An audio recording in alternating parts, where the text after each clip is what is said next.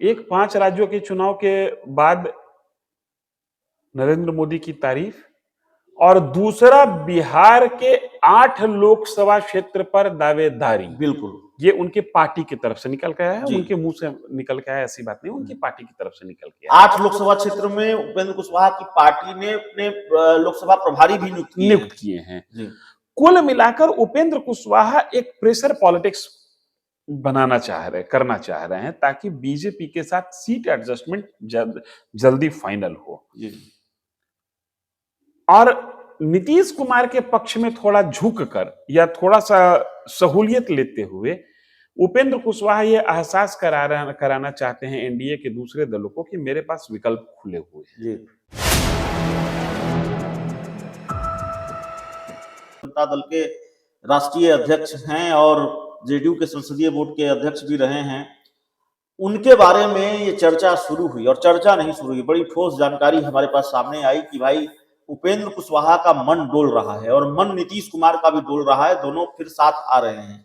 फिर उपेंद्र कुशवाहा से नित्यानंद राय मुलाकात करते हैं और फिर इस चर्चा को थोड़ा विराम मिल जाता है।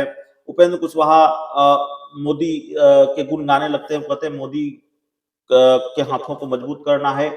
लेकिन उपेंद्र कुशवाहा जिस तरीके के संकेत दे रहे हैं और उपेंद्र कुशवाहा को लेकर जेडीयू जिस तरीके के संकेत दे रही है, उससे ये समझना कोई ऐसा रॉकेट साइंस नहीं है कि दोनों के बीच दोस्ती की गुंजाइश है।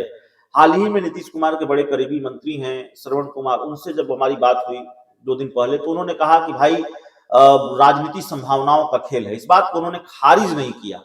दूसरी तरफ उपेंद्र कुशवाहा एक बार मोदी की तारीफ जरूर कर चुके हैं इस चर्चा के बीच, लेकिन नीतीश कुमार पर हमले से वो बच रहे हैं। कोई सधा हुआ कोई हमला नीतीश कुमार पर नहीं कर रहे हैं, बेहद सधे अंदाज में अपनी बात रख रहे हैं और चुप्पी साध रखी है उन चीजों को लेकर भी जिसको लेकर उसके दूसरे सहयोगी दल बीजेपी, पशुपति पारस, चिराग पासवान, जीतन राम मांझी हमलावर हैं।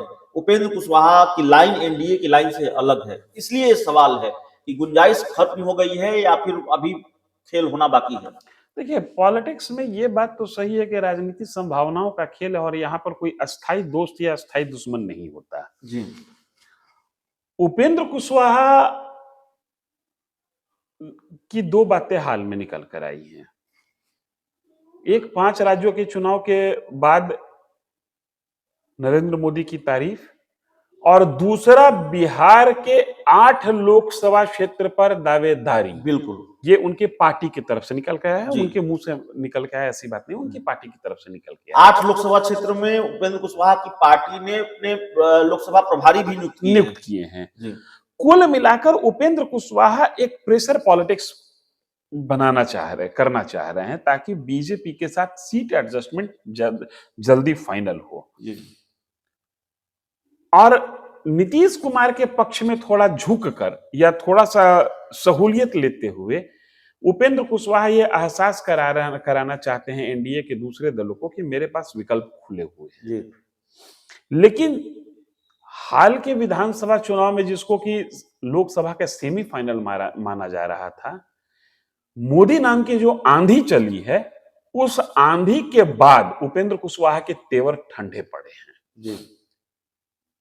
एक 2 महीना पहले, 1 महीना कहिए, जब नित्यानंद राय से मुलाकात नहीं हुई थी, कयास गर्म था कि उपेंद्र कुशवाहा स्विच करेंगे। नित्यानंद राय के साथ मुलाकात होना और बीजेपी जिस तरीके से बड़ी पार्टी और बड़ी ताकत के साथ निकल के आई राजस्थान, छत्तीसगढ़ और मध्य प्रदेश में, अब जो एलाइज पार्टियां हैं उनको ये लग रहा है कि हम अगर जो स्विच करते हैं या स्थिति हिलाने डुलाने की कोशिश करते हैं तो वोट तो मिलेगा नरेंद्र मोदी के नाम पर। ऐसी स्थिति में मुझे ऐसा लगता है कि उपेंद्र कुशवाहा स्विच करेंगे, अब इसकी संभावना न के बराबर होगी और 2024 से पहले करेंगे। अब रहा सवाल जो श्रवण कुमार बोल गए या कोई और भी नेता बोला, आज के 20 दिन 25 दिन पहले ये बात जरूर थी कि उपेंद्र कुशवाहा स्विच करने के मूड में थे, ठोस खबर थी। विधानसभा 5 राज्यों के विधानसभा चुनाव के परिणाम ने स्थिति को बदला है। श्रवण कुमार या कोई भी जेडीयू का नेता इन बातों को हवा देना चाहेगा ताकि एनडीए में थोड़ी कंफ्यूजन की स्थिति बन जाए। इससे ज्यादा इसका कोई मतलब नहीं है।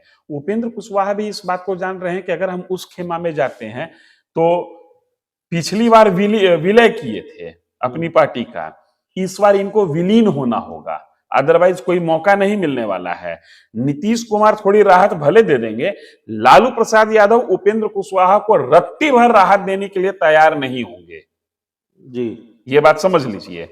और जिस तरीके से एनडीए अलायंस में किस कंस्टिट्यूएंसी का उम्मीदवार कौन होगा ये बीजेपी तय करेगी, उसी तरीके से बिहार के मामले में एनडीए अलायंस में किस कंस्टिट्यूएंसी का उम्मीदवार कौन होगा, सिंबल कौन होगा उसकी बात मैं नहीं कर रहा हूं, उम्मीदवार कौन होगा ये लालू प्रसाद यादव तय करेंगे। इसलिए उपेंद्र कुशवाहा को इस बात का एहसास है कि हम उधर जाते हैं तो कौन हमारा स्वागत करेगा और कौन हमारा विरोध करेगा, और वोट में हमको किस तरीके की परेशानी देखनी पड़ेगी इसका एहसास उनको है। तो ये कुल मिलाकर उपेंद्र कुशवाहा एक तरीके से प्रेशर पॉलिटिक्स कर रहे हैं और कुछ नहीं 3 है। राज्यों के चुनाव नतीजों के बाद उपेंद्र कुशवाहा को बीजेपी के सामने सरेंडर हो जाने की मजबूरी है उपेंद्र कुशवाहा के सामने।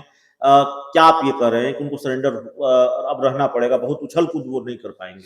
उपेंद्र कुशवाहा के पास अपॉर्चुनिटी तो पहले भी बहुत सीमित था, अब 3 राज्यों के चुनाव के बाद और जिस तरीके से बीजेपी ने मुख्यमंत्री, उप मुख्यमंत्री और जो कैबिनेट में जो सामाजिक समीकरण को साध रही है, अब कोई उपाय नहीं है इनके पास। मोदी शरणम गच्छामि के सिवाय कोई उपाय रास्ता ही नहीं बचा है। 2025 में भी नहीं, 2024 में तो नहीं है, ठीक है आप कह रहे हैं। 25 में तो खैर अभी साल भर में बहुत कुछ उलटफेर हो सकता है, लेकिन लोकसभा चुनाव में कोई उपाय नहीं तो है। कोई उपाय नहीं है। उपेंद्र कुशवाहा अभी भारतीय जनता पार्टी के सामने सरेंडर ही रहेंगे, इस बात की पूरी गुंजाइश है। फिलहाल इस रिपोर्ट में इतना ही। बहुत बहुत धन्यवाद।